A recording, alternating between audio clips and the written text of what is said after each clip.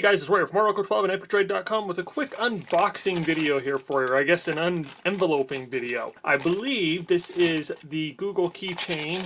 It's 99.9% positive it is. Just landed on my doorstep. I ordered it along with, or I guess it was a gift included with some earbuds that I just ordered. Spoiler alert that earbuds are going to be coming here beginning of October, and hope to have a video for you on those here soon.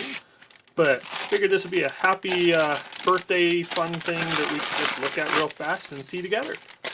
So here we go. There's the keychain. Nothing super exciting. It is literally just a keychain.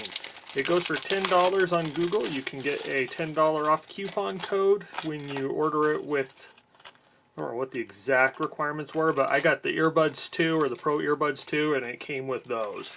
So it's nothing super crazy, nothing super fancy. See if we can get it off here though.